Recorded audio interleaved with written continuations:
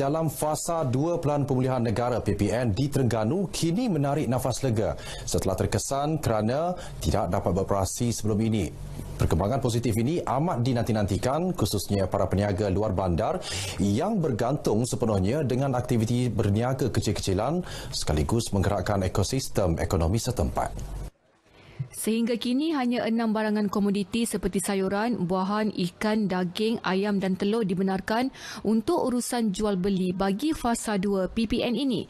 Walaupun bekalan segar daripada pemborong masih terhad berikutan perintah Kawalan Pergerakan PKP yang masih berkuat kuasa, namun rata-rata peniaga mampu meneruskan aktiviti perniagaan. Tinjauan mendapati tiada sebarang kenaikan harga ketara dikenakan kerana kuasa membeli dalam kalangan rakyat masih rendah yang mendorong pengurangan permintaan jualan. Sehingga kini hanya Terengganu, Kelantan, Perlis, Perak, Pahang dan Pulau Pinang telah beralih ke fasa 2 PPN dengan beberapa sektor perniagaan dibenarkan beroperasi mengikut pematuhan SOP ditetapkan. Kita rasa bersyukur kepada kerajaan kita sebab benarkan berniaga di fasa 2 ni, sebab barang-barang lama tu kita boleh gunakan kembali. Walaupun pasal minggu tak dapat berniaga lagi, pasal pagi, pasal tani tu kita rasa bersyukur sebab dengan perniagaan ni kita menyara kehidupan keluarga kita. Dah boleh nak jual susah sikit. Nak cari banyak barang rosak. Jadi memang payah untuk berniaga. Sekarang ni alhamdulillah. Berterima kasih lah. Ni baru start pada buka ni baru nampak orang ramai sikit. Dulu tak ada orang. Pasal tak boleh nak keluar orang pergi KP Terengganu. Ni alhamdulillah pasal apa laut sekarang. Hari ini hari pertama fasa 2 berkada peniaga pasar penjaja buah dan sayur, pemantauan SOP amat baik. Semasa pemantauan kami jalankan, jadi pemantauan yang baik lah. Dalam pada itu, Fama Terengganu menyambut baik usaha kerajaan melaksanakan Pelan Pemulihan Negara PPN Fasa 2 bagi memberi ruang beberapa sektor ekonomi kembali beroperasi. Ia memberi kelegaan kepada pemain industri terutama mereka yang terlibat dalam jualan pasar tani, melibatkan 800 usahawan yang terkesan secara langsung susulan pelaksanaan PKP 3.0. Pengarah Fama Negeri Cik Gani Cik Wan berkata ketika ini hanya 2 pasar tani atau pasar segar terkawal dibenarkan beroperasi melibatkan 115 usahawan. Ia melibatkan pasar tani Padang Hiliran di Kuala Terengganu dan pasar tani Kuala Berang di Hulu Terengganu. Pembukaan semula pasar tani ini dengan jualan 6 komoditi utama seperti ayam proses, hasil laut, daging, sayur, buah-buahan dan produk runcit dengan prosedur operasi standard yang ketat. Waktu operasi bermula 7 pagi hingga 11 pagi dan pengunjung warga emas berumur 65 tahun ke atas dan kanak-kanak bawah 12 tahun tidak dibenarkan memasuki pasar tani berkenaan.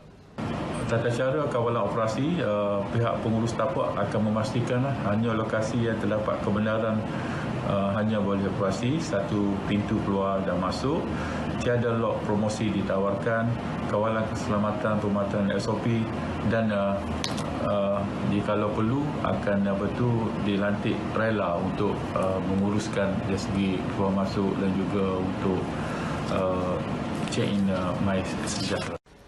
Fama Negeri juga dalam usaha meminta kelulusan 6 lagi pasar tani untuk beroperasi di 4 daerah iaitu Kuala Terengganu, Hulu Terengganu, Besut dan Kemaman yang melibatkan 112 usahawan. Bagaimanapun baki 573 usahawan terdiri daripada komoditi jualan seperti makanan dan produk IKS masih belum dibenarkan beroperasi. Kedudukan kampung yang terpencil dan jauh dari jalan utama menjadi cabaran kepada penduduk di kawasan pedalaman hingga sukar mendaftar dan mendapat suntikan vaksin COVID-19. Menyedari hakikat itu, Persatuan Bulan Sabit Merah Terengganu PBSMT proaktif membantu 2 buah kampung angkat persatuan itu. Menurut pengerusi PBSMT Bazlan Abdul Rahman, kedua-duanya melibatkan Kampung Tadok di Hulu Terengganu dan Kampung Hulu Seladang di Setiu. 20 sukarelawan akan bekerjasama dengan Jabatan Kesihatan Negeri Turun Padang bagi memastikan 400 penduduk di kawasan tersebut menerima vaksin. Kita minta Bulan Sabit Merah Malaysia daerah-daerah ini turun ke bawah untuk dapat maklumat terperinci mengenai penerimaan vaksin ini. Kalaulah ramai di kawasan kampung ini yang belum lagi menerima vaksin ini, insya-Allah kita akan turun ke bawah untuk memberi vaksin kepada penduduk dua kampung inilah terutamanya. Ketika ini, perbincangan bersama pihak berwajib sedang dijalankan supaya program vaksinasi dapat dilakukan secepat mungkin. Perintah kawalan pergerakan diperketatkan di Kampung Kubang Jela, Mukim Manir, Kuala Terengganu yang dikuatkuasakan 1 Julai lalu berjalan lancar. Setakat ini, tiada sebarang pelanggaran SOP direkodkan di kawasan berkenaan. Ketua Polis Daerah ACP Abdul Rahim Makdin berkata kadar pematuhan lebih 1,800 penduduk adalah tinggi dan tiada sebarang kompaun dikeluarkan. Malah 8 penghadang jalan yang diletakkan di kampung berkenaan juga berada dalam keadaan baik. Jadi dapati penduduk-penduduk sini mematuhi SOP PKPD ini dengan begitu baik sekali lah. So tidak berlaku ada apa-apa pelanggaran di dalam kawasan PKPD ini oleh penduduk-penduduk kampung inilah. Tidak ada terkesan ataupun berlakunya kejadian khianat ataupun perbuatan mengalih batu-batu halangan yang telah kita letakkan di 8 lokasi ini.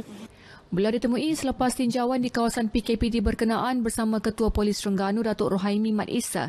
50 pegawai dan anggota ditugaskan mengawal kawasan berkenaan. Penduduk hanya dibenarkan keluar mendapatkan keperluan seperti bahan basah dan perubatan dalam tempoh 2 jam sahaja. PKPD Kampung Kubang Jela bermula 1 Julai hingga 14 Julai ini. Sekian sahaja paparan berita dari Terengganu hari ini. Lebih banyak perkembangan terkini bersama Kai di Angkasa Puri. Kai?